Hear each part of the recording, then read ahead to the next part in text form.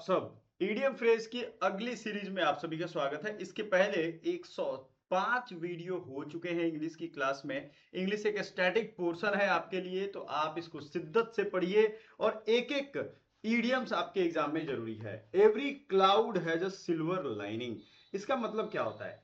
यहाँ देखो, whether based idioms है, यानी ईडियम्स को हमने अलग अलग डिवीजन कर रखे हैं। ये पीडीएफ अगर आपको चाहिए तो हमें कमेंट करके बता दीजिएगा, हमको डायरेक्ट आपको लिंक दे देंगे जहां से आप ये ले सकते हो। Every cloud has a silver lining का मतलब होगा there is something good in every bad situation. Life में बहुत सारे बैड सिचुएशंस होंगे जिसमें आपको कुछ रास्ता नहीं दिखता है, लेकिन एक हमने स्टोरी पढ़ी थी ना बचपन में कि God has not closed all the doors, he will open a window. ये कहा जाता है इसलिए क्योंकि भगवान जो होते हैं, ईश्वर, वो सारे दरवाजे एक साथ बंद नहीं करते, वो कोई ना कोई एक विंडो ओपन कर देते हैं। ठीक है, अभी तक आपको ये चीज समझ में आ रही होगी। तो एवरी जो मैं सिचुएशन में कह रहा हूं उसकी मीनिंग्स आपको पकड़ते चलनी है। देखो यहाँ पे एवरी क्लाउड, क्लाउड मतलब बादल, दुख, परेशानी, चिंता। सिल्वर लाइनिंग मतलब उसमें वो चमक रहा है, तो यहां सेंस कर लो ना आप। सेंस कर लोगे, एग्जाम में आपके मार्क्स बढ़ जाएंगे। आप एक क्वेश्चन आपके 5 नंबर के हैं, ये याद रखिएगा। तो something good in every bad situation. Rain cats and dogs, इसका क्या मतलब होता है? अब यहां आप सुनो, समझो सीधी बात। कैट्स एंड डॉग्स अगर एक जगह हो जाए ना तो लड़ते झगड़ते रहेंगे, एकदम हेवी टाइप लगता है कि दे दनादन दे दनादन, एक मतलब लड़ रहे हैं, झड़ रहे हैं, मारपीट कर रहे हैं, हमला कर रहे हैं। और रेन अगर ऐसा हो, रेन यानी बारिश ऐसा हो, तो मतलब समझ लो बहुत तेजी से दे दनादन बारिश हो रही है। तो रेन हेविली है। इन सब ईडियम्स पे अगर आपको एग्जांपल्स की जरूरत है तो आप अगले सेशन के लिए कमेंट कर सकते हो, हम उसको लेकर के आएंगे। Under the weather, under the weather का क्या मतलब होता है? Feeling unwell. Under the weather का मतलब क्या होगा? Feeling unwell. Under the weather का मतलब क्या हो जाएगा? Feeling unwell. आप किसी मौसम के घेरे में हो, ऐसा समझो कि आप बाहर निकले, बाहर बहुत सारा बारिश हो रही थी या कोल्ड था, आप वेदर के घेरे में आ गए, नहीं वेदर के अंदर में आ गए। तो आपको यहां क्या समझना है? वेदर के अंदर में यानी अंडर द वेदर, मीनिंग आप अनवेल हो गए। ठीक है, ये याद रखिएगा। क्या हो गए? आप अनवेल हो गए। ये ध्यान रखिएगा, आप फीलिंग अनवेल का मतलब क्या हो जाएगा? Under the weather. क्लियर है ये चीज? बिल्कुल आसान है। Come rain or shine, no matter the circumstances. अब कम रेन मतलब आओ, बारिश हो और चमको। No matter what is the circumstances, आपको ये कहा जा रहा है कि आइए बारिश बरस जाइए। नो मैटर द सर्कमस्टांसेस, जो आपकी सिचुएशन है उससे लड़ते झगड़ते आपको साइन करना है। अंडर द वेदर मतलब आपको अनवेल फीलिंग आ रही है। ठीक है। फेयर वेदर फ्रेंड, ये फ्रेंड जो होते हैं, फेयर वेदर फ्रेंड, याद रखिएगा, ये बड़े आजकल के जमाने में एकदम पाए जाते हैं हर तरफ। आपके रिलेटिव भी हो सकते हैं, फ्रेंड भी हो सकते हैं। इनका सीधा होता है a friend who is there only in good times. ये वैसे फ्रेंड होते हैं जो क्या करते हैं? दोस्ती के टाइम में आपके साथ रहेंगे, खाएंगे पिएंगे, आपका कोई हेल्प तब भी नहीं करेंगे और बाद में भी नहीं करेंगे। इवन की इनको जरूरत पड़े तो आपका सेटिंग कर देंगे। ठीक है, तो फेयर वेदर फ्रेंड से सावधान रहिएगा। बहुत सारे अभी फिल्टर कर लो, कॉपी पे नोट कर लो कि फेयर वेदर फ्रेंड कौन है मेरा। फेयर वेदर यानी अच्छे मौसम में आपके साथ रहेगा। Friend who is there only in good times, याद रहेगा बिल्कुल। Weather the storm, survive a difficult situation. Weather the storm का क्या मतलब होगा? अब समझो, स्टॉर्म मतलब तूफान, बड़ा सा तूफान आंधी आ गया, इसमें वीदर हो रहे हो आप, यानी आप मुरझाए हो लेकिन मरे नहीं हो। Survive a difficult situations, right answer क्या होगा? Survive a difficult situation. देखो, पढ़ाई जब भी करो ना तो घंटा देख के मत करो कि इतने क्वेश्चन कर लिए उतना कर लिए, नहीं, आपको टारगेट पूरा करना है, 1000 क्वेश्चन करना है भाई। तो आप 10-20 करने से क्या होगा? आपको एक बड़े लेवल की तैयारी करनी है। In the I of the storm, अब चलो वेदर द स्टॉर्म समझ गए आप, सर्वाइव डिफिकल्ट सिचुएशन, किसी बहुत खराब सिचुएशन में सर्वाइव कर जाना। एक यहां पे आएगा in the I of storm, at the centre of a difficult और कंट्रोवर्शियल सिचुएशन। 67 नंबर मैं आपको अभी पढ़ा रहा हूं। अब इसका आई, आई मतलब आंख, किसी भी व्यक्ति का, जैसे आप अपने आंख को ही देखोगे तो ये बीच में पड़ता है। अब किसी भी स्टॉर्म के यानी आंधी के बीच में, यानी कि at the centre of difficult और कंट्रोवर्शियल सिचुएशन, यानी आप हो, फैमिली में कुछ मैटर हुआ, घर पे दोस्तों में कुछ मैटर हुआ, हॉस्टल में कुछ मैटर हुआ, आप उसके सेंटर में चले गए, ठीक है। A storm in a teacup, a big fuss over a minor issue. Teacup, a storm in a teacup. Teacup का मतलब होगा a big fuss over a minor issue. बहुत छोटे से एक minor issue पे fuss का मतलब क्या होगा, बताओ जल्दी से।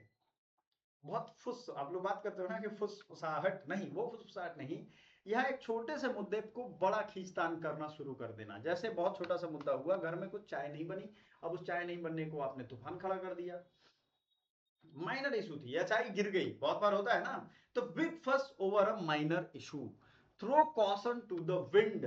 नेक्स्ट है थ्रू, थ्रो, थ्रो मतलब फेंकना, caution to the wind. Act without worrying about risk. अच्छा, आपने बहुत सारे एक्शन लिए होंगे लाइफ में, जैसे किसी की धुलाई कर देते हो आप, लेकिन आपके अंदर एंगर इतना ज्यादा होता है कि आप सोचते हो कि नहीं, उसको तो धुलाई में करूंगा ही। तो आप ये नहीं सोचते कि ऐसा जो होगा देखा जाएगा, विधायक का भाई है कि एमपी का भाई है कि कमिश्नर का भाई, देखेंगे। Throw caution to the wind, यानी जो हवा का झोंका है उसमें आप क्या फेंक रहे हो, कॉशन। कॉशन मतलब देखो, कॉन्शस, कॉशन और कॉन्शसनेस, ये सब सिमिलर टाइप वर्ड हैं। हालांकि इसमें कॉशन होता है, आप एक कॉशन मनी भी जमा करते हो, कॉशन जमा करते हो ना मनी। कॉन्शसनेस, आपका जो कॉन्शसनेस लेवल है, जैसे हमारे माइंड के 3 पार्ट हो गए, कॉन्शियस, सब कॉन्शियस, अनकॉन्शियस। सब कॉन्शियस में हम लोग सोचते हैं, एक्शन लेते हैं, वो कॉन्शियस हो गया। सब कॉन्शियस हमारे माइंड का 90% या हमारे जीवन का 90% पार्ट प्ले करता है। हम दिन भर अगर सोचे कि उसको मारना है या उसको प्रपोज करना है, तो हम दिन भर उसी फिराक में रहते हैं, हमारा माइंड ऑटोमेटिक वो एक्शन, वो इवेंट क्रिएट कर देता है और हम जाकर के वो एक्शन ले लेते हैं। वो हो गया सबकॉन्शियस। अनकॉन्शियस जो बहुत पहले की कभी कुछ यादें हो जो दबी पड़ी हैं आपके अनकॉन्शियस माइंड में, है ना, वो कभी कभार रिफ्लेक्ट होती हैं। तो act without worrying about risk, head in the clouds, day dreaming और not paying attention. Head in the clouds का क्या मतलब है, हेड इन द क्लाउड्स यानी बादल में मुंडी घुसाना। अच्छा सुनिए आप, अब बादल है भाई, बादल में आप मुंडी घुसा रहे हो, या तो आप बहुत ज्यादा सपना देख रहे हो, कैसे आप घुसा पाओगे मुंडी, आपकी जो सर है, हेड है, वो बादल में जा पाएगी क्या, इतनी आप ऊंचाई पे तो हो नहीं। ये तभी सोच सकते हो जब आप सोच रहे हो कि वाह मैं उड़ रहा हूं हवा में, तभी पॉसिबल है।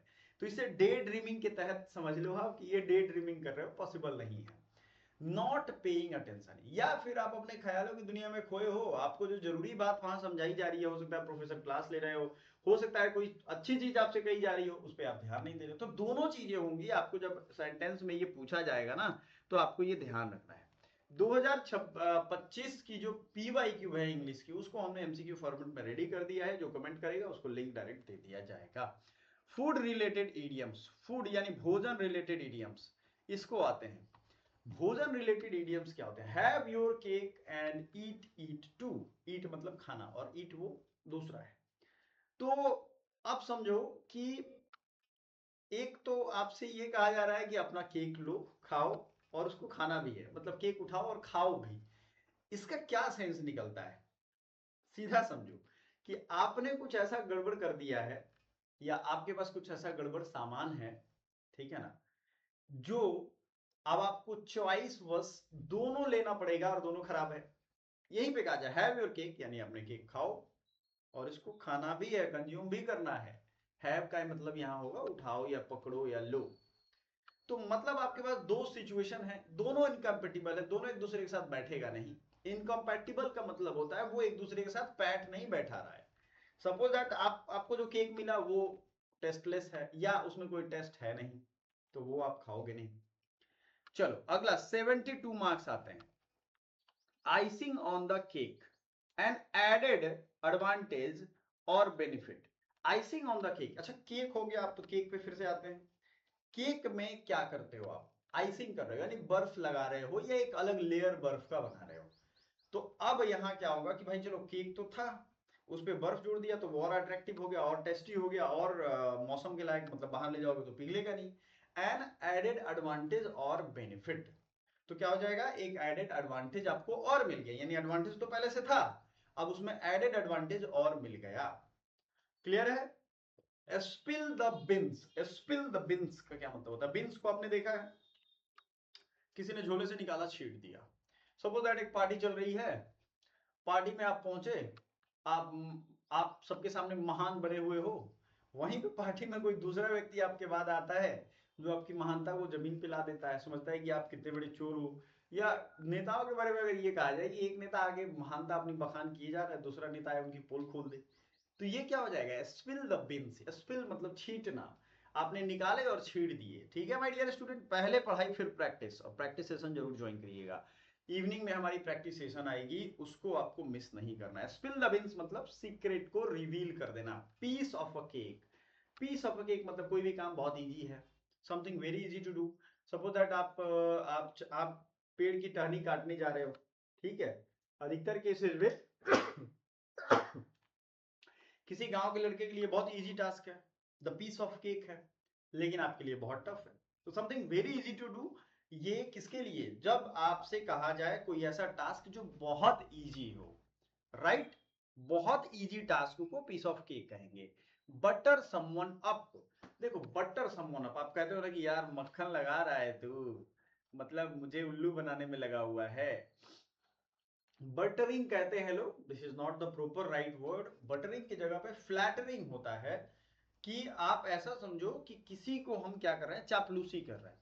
बहुत सारे लोग हैं चापलूसी कर करके अपनी जीवन निकाल ले रहे हैं। ऑफिसेज में, सरकारी ऑफिसेज में जाओ, जो एक तरीके से दलाल हैं वहां के, वो क्या करते हैं, ऑफिसर्स को जाएंगे, दिन भर में 4 बार प्रणाम करेंगे। और ये चल रहा है पूरे भारत में, करप्शन इतना जोरों पे है कि ये सब चल रहा है। तो फ्लैटरिंग कर रहे हैं, यानी एक फेवर लेने के लिए वो दिन रात चापलूसी में लगे हुए हैं। बात समझिएगा, क्या करने के लिए, फेवर करने के लिए। अब उनको फेवर क्या चाहिए भाई, फेवर क्या चाहिए, कुछ काम करवाना हो, तो आप क्या करोगे, चापलूसी। सपोज दैट आपको पापा से चॉकलेट लेनी होती है, तो आप जाके बोलते पापा चॉकलेट दो, ऐसा तो मिलेगा नहीं, तो बोलते पापा एक चॉकलेट के लिए पैसा दो ना, तो वो देते हैं पापा। समझ रहे हो बात जो मैं कहना चाह रहा हूं। तो flatter someone to gain a favour, आपको कुछ चाहिए, इसके लिए आप फ्लैटरिंग करते हो। बटर समवन अप यानी उसमें मक्खन लगाना, बातों में मक्खन। आपको क्रोध है तब भी मक्खन लगाइए, जीवन अगर अच्छे से जीना चाहते हो तो। Cry over a spilled milk, complain about something that cannot be changed। Cry over spilled milk का क्या मतलब होता है, घर में आया भाई बिल्ली, उसने दूध पूरा गिरा दिया, या दूध उबल रहा था गिर गया पूरा। अब यहाँ एक चीज समझिएगा, आपको जो चीज मैं समझा रहा हूं, ये जो स्पिल्ड मिल्क है, यानी जो गिरा हुआ दूध है, उसके बारे में कंप्लेन करना है, समझिएगा, ठीक है। उसके बारे में क्या करना है, कंप्लेन करना है, ठीक है। Complain about something that can not be change. अब क्या, दूध जो गिरा है उसको वापस से आप फिर से अच्छे दूध में कन्वर्ट कर सकते हो, उस बर्तन में रख सकते हो, या उस दूध के बारे में सोच सोच के रो सकते हो।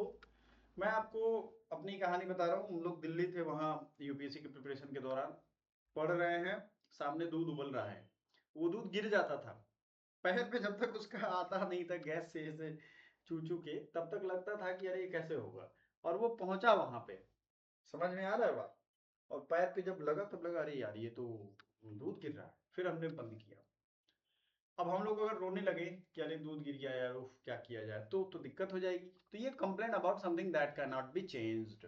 साल्ट ऑफ द अर्थ, अब साल्ट ऑफ द अर्थ, अच्छा धरती के लिए साल्ट होने का क्या मतलब है, आपको पता है। साल्ट एक कॉमन चीज है, इसे कॉमन साल्ट कहते हैं, लेकिन ये इतना ज्यादा जरूरी चीज है आपके लाइफ में, बहुत कम इस्तेमाल होता है। आपने कभी नोटिस किया, साल्ट को अगर ज्यादा इस्तेमाल कर लोगे, आपकी जो ये टंग है ये छिल जाएगी, राइट। तो किसी, वो इतना इंपॉर्टेंट है, इतना ऑनेस्ट चीज है कि उसको सही मात्रा में डालोगे लाइफ सही रहेगी। And a very good and honest person, salt of the earth का मतलब क्या हो गया, a very good and honest person, यही चीज है। अगला है take something with a grain of salt, be sceptical about something, take something with a grain of salt. अब आप किसी भी चीज के बारे में स्केप्टिकल हो जाते हो, यानी क्या हो जाते हो, आप हो जाते हो संदेहास्पद। यानी ऐसा समझो कि आप कैसे करते हो, आप स्केप्टिकल कैसे होते हो, समझिएगा जरूर। स्केप्टिकल का मतलब यहां कैसे हो जाते हो, जैसे किसी दोस्त ने, वो दोस्त जो दोस्त नहीं था, वो दोस्ती से ज्यादा दुश्मनी निभाता है, उसने आपको बुलाया कि यार आ जाओ, आज वहां पार्टी होती है, तो आप स्केप्टिकल हो जाओगे कि अरे बाप रे, ये तो इसको सोचने वाली बात है, ये तो कभी बुलाता नहीं है, और जिसको भी बुलाता है उसको तो ये पिटवा देता है, पिटाई हो जाती है उसकी। तो take something with a grain of salt, यानी आप हल्के से नमक को उठाकर टेस्ट करोगे कि यार ये सही लग रहा है कि नहीं, तो आप उसको चेक करोगे, 2-3 दोस्तों से वेरीफाई करोगे यार ये कहाँ मीटिंग कर रहा है और किसके बारे में है, कोई उसके क्लोज फ्रेंड होंगे उससे पूछ सकते हो या पता करवा सकते हो, यही करते हो ना generally. To take something with a grain of salt, be sceptical about something, ये आपका स्केप्टिकल होना दिखाता है, यानी संदेहास्पद स्थिति में जब आप रहते हो, संदेह रहता है कि यार पता नहीं कुछ गड़बड़ तो है दया। बिग चीज यानी चीज तो आप समझ रहे हो, हर कोई खा रहा है आजकल। बिग चीज, बिग मतलब बहुत बड़ा, तो एन इंपॉर्टेंट पर्सन, ठीक है, क्या हो जाएगा, एन इंपॉर्टेंट पर्सन। अगला आते हैं हॉट पोटैटो, ये क्या है भाई, हॉट पोटैटो, अ कंट्रोवर्शियल इशू। हॉट पोटैटो का क्या मतलब होगा, पोटैटो भी है और हॉट भी है, आप उसको हाथ लगाओगे जल जाओगे, क्या है, हॉट पोटैटो का क्या मतलब हुआ, अ कंट्रोवर्शियल इशू, यानी कोई ऐसा पोटैटो है जो गर्म है। अब यहां समझिए आपको ज्ञान वाली बात क्या है, वो ऐसा पोटैटो है जो कंट्रोवर्शियल था, है और रहेगा, ठीक है। ब्रेक अ लेग, ये यूरोप में या इंग्लिश में आप जाओगे तो वहां पे किसी गुड्डे का पैर तोड़ देते हैं तो उसको गुड लक मानते हैं, पता नहीं ये कैसे कनेक्ट है, वहां के ट्रेडिशन में ये है, ठीक है ना। जैसे बहुत लोग ऐसे करते हैं, बहुत लोग ये कुछ और साइंस दिखाते हैं गुड लक का, तो उस तरीके से अलग अलग साइन अलग अलग कल्चर में यूज होता है। हमारे तरफ लोग कहते हैं कि बिल्ली काट दे तो रास्ता खराब हो जाए, आपका वो ट्रैवल जो है वो खराब हो जाएगा। मुझे इसका समझ में नहीं आता सेंस, लेकिन हाँ लोग कहते हैं, तो कहते हैं तो आपको आपके सिलेबस में आ गया तो पढ़ना तो पड़ेगा। ब्रेक अ लेग मतलब गुड लक, वहां के लिए नियम, यहाँ के लिए syllabus. Cost N arm and leg, अब मान लो आपने कोई बहुत टफ काम जोखिम भरा उठाया, समझिएगा इसको, वो आप उस जोखिम भरे काम की कीमत आपका एक पैर और एक हाथ है, कॉस्ट, कॉस्ट मतलब उसकी कॉस्ट हो गई, तो ऐसा तो है नहीं कि उस काम के बदले आपने अपने पैर हाथ निकाल करके दे दिए उसको, नहीं, आप इतना जोखिम भरा काम किए या इतना पैसा वाला काम किया कि लग रहा है कि मेरा शरीर ही ले गया हो, कहते नहीं कि यार ये तो ऐसा हो गया कि इतना मैं लूटा गया हूं कि लग रहा है कि मुझे कितना पैसा लग गया मेरा, very expensive. Cry your heart out, feel very sad, cry your heart out का मतलब क्या हो जाएगा, फील वेरी सैड, ठीक है। क्राई योर हर्ट आउट का मतलब समझ गए आप, फील वेरी सैड। अगला देखते हैं, gate cold feet, become nervous और हेजिटेंट, बिकम नर्वस और हेजिटेंट का मतलब क्या हो जाएगा, क्राई योर हर्ट आउट का मतलब फील वेरी सैड, ठीक है, क्राई योर हर्ट आउट का मतलब फील वेरी सैड, और गेट कोल्ड फीट का मतलब क्या हो जाएगा, बिकम नर्वस और hesitant. Have your hands full, अब हैव योर हैंड्स फुल, आपका हाथ भरा हुआ है, आप इसको समझो, पैसे से भरा हो सकता है या समय भरा हो सकता है, कुछ तो होगा ऐसा जिसकी वजह से आपका कहा जा रहा है कि be have your hands full, यानी आप अपने हाथ बिजी रखो, और जनरली आपको लाइफ में अगर सुखी रहना ना तो अपने हाथ सही में बिजी रखो, ये फालतू की चीजों में पड़ोगे तो दुनिया वाले इस्तेमाल भी कर लेंगे, आपको पता भी नहीं चलेगा। आप अपने समय को इस तरीके से बिजी रखो कि 1 साल 2 साल में आप एक बहुत अच्छे मुकाम पे पहुंच जाओ, बहुत लंबा समय भी नहीं देना है। तो हैव योर हैंड्स फुल यानी be very busy, keep your fingers crossed, keep your fingers crossed का क्या मतलब होगा, कीप योर फिंगर्स क्रॉस्ड, बहुत लोग ये भी गुड लक का वो करते हैं, अभी हमने बात की थी ना कुछ देर पहले हमने बात की थी, ये कर कुछ लोग ऐसे करते हैं, keep your fingers crossed good luck के तौर पे भी इस्तेमाल होता है और आपके लिए बेस्ट होप रखा जाता है, ठीक है, कीप योर्स फिंगर्स क्रॉस्ड, ठीक है, तो ये हो जाएगा बेस्ट। पुल समवंस लेग, अब देखो पुल समवंस लेग, आप लोग खिंचाई करते हो दोस्तों, दोस्त लोगों के बीच में किसी ना किसी दोस्त एक की तो खिंचाई करते ही हो, तभी तो मजा आता है, ठीक है। तो पुल समवंस लेग का मतलब होगा जोक और टीज समवन, किसी का मजाक उड़ाना, किसी का मजाक बनना, ठीक है, उसको टीज करना, इसी को कहते हैं पुल समवंस लेग, क्लियर है। Rule of thumb, rule of thumb का क्या मतलब होगा? चलिए बताइए, rule of thumb, rule of thumb का मतलब समझाइए हमें। Rule of thumb, general principle, हर जगह का, हर काम का एक रूल ऑफ थंब तो होता ही है। आपने भी नोटिस किया होगा, कई दफा किया है या नहीं किया है, बताइए जरा।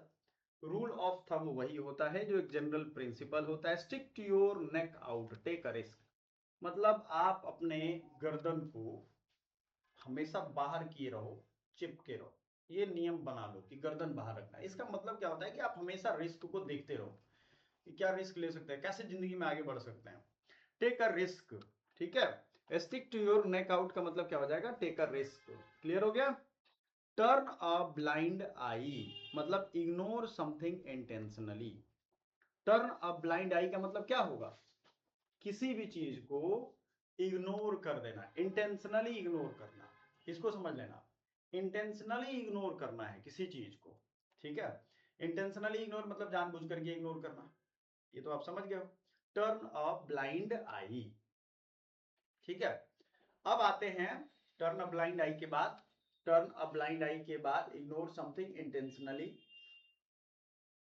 टर्न अ ब्लाइंड आई, आप जानबूझ करके किसी को, जैसे आपका कोई रिश्तेदार है, खड़ूस है, जालबाज है, चालबाज है, साजिश करता रहता है, ठग लेता है, होता है ना, चालू लोग हैं सोसाइटी में, किसी के घर में किसी के फूफा जी होंगे, किसी के कुछ होंगे, तो वो लोग का यही काम है। तो आप क्या करते हो? उनको इंटेंशनली इग्नोर करते हैं, हटा यार कुत्ता है घर का, है कि नहीं, ये चीज है। Add fuel to the fire, make a bad situation worse. Add fuel, जैसे घर पे झगड़े हो रहा है, कोई आया बाहर से, वो बोला कि हाँ बिल्कुल आप सही कर रहे हैं, ये भी इसने कहा था, हो गया अब काम, तो वहां और मार पिटाई शुरू हो गई भाई। वो कहावत है ना कि वो दोनों आपस में बात से लड़ रहे थे, तब तक मैं पहुंचा और मैंने कुछ समझाया दोनों को, और समझाने के बाद वहां लड़ाई शुरू हो गई। तो वही वाला हाल है। Make a bad situation worse, bite off more than you chew, take on more than you can handle. Bite off more than you can chew का मतलब होगा कि आपने, आप सीधा ऐसे समझो इसको कि आपने इतना काम ले लिया कि आप उसे हैंडल ही नहीं कर पा रहे हो। बाइट ऑफ, बाइट ऑफ का मतलब क्या हो जाएगा बताओ? बाइट ऑफ, ये एक फ्रेजल वर्ब है। अब ये जब हम लोग फ्रेजल वर्ब पढ़ेंगे तो वहां इसको पढ़ेंगे। Take on more than what you can handle, आपने इतना काम ले लिया जो आपसे हैंडल नहीं होना है। डोंट जज a book by its cover, don't जज something based on appearance. Don't जज अ बुक, डोंट जज समथिंग बेस्ड ऑन अपीयरेंस। मान लो कोई आया, जैसे मैंने सुना है बहुत गरीब टाइप दिखने वाले लोगों के पास बहुत पैसा होता है, ये सच बात है भाई, बहुत लोगों के केस में ये सही है, बहुत लोगों के केस में ये सही नहीं है। तो डोंट जज a book by its cover, don't जज something based on appearance, don't जज समथिंग बेस्ड ऑन अपीयरेंस, ठीक है। Jump on the band wagon, join others in doing something popular. Jump on the band wagon का क्या मतलब होगा? Others लोगों को ज्वाइन करो किसी पॉपुलर बैंड में, मतलब कोई पॉपुलर चीज चल रहा है उसमें सबको ज्वाइन करो। Jump on the bandwagon, समझ में आ गया? Join others in doing something popular. Hit the nail on the road, describe something accurately. अब hit the nail on the road, यानी रोड पे आप नेल हिट कर रहे हो, नेल मतलब किसी पर्टिकुलर जगह पे कर रहे हो, तो एक्यूरेटली आप किसी चीज को डिस्क्राइब कर रहे हो। Let bygones be bygones, forget past disagreements. ये याद रखिएगा आप, अब कोई बात हो गई तो हो गई, छोड़ो उसको खत्म करो, ये वाली बात हो गई। Let bygones be bygones. Practice makes perfect, repetition leads to mastery. Practice makes perfect, यानी रिपीटेशन जो है ये मास्टरी करवाता है, ठीक है। प्रैक्टिस मेक्स परफेक्ट, अब प्रैक्टिस से कहते हैं ना कि practice makes man perfect, practice से एक्चुअली होता है क्या? प्रैक्टिस से रिपीटेशन होता है। जैसे आप झूठ बोल रहे हो तो आप बार बार झूठ बोलोगे, बड़े काम पे बड़ा झूठ बोल दोगे, तो ये मास्टरी झूठ बोलने में हो गया। वो जो काम आप करोगे तो उसी चीज में आएगा। अब penny saved is a penny earned, ये महात्मा गांधी का एक बहुत वो था, और इन्होंने कहा था कि saving money is an important as earning it, the ball is in your court, it is up to you to decide और take action, think outside the box, मतलब बी क्रिएटिव एंड इनोवेटिव। तो 100 तक हम लोग पहुंच चुके हैं। हमारा टारगेट रहेगा कि अब से आने वाले क्लासेज में प्रैक्टिस शीट भी हो या डिस्क्रिप्टिव हो, तो ज्यादा से ज्यादा हम लोग प्रैक्टिस करें, फोकस बनाए रखिएगा। Thank you so much.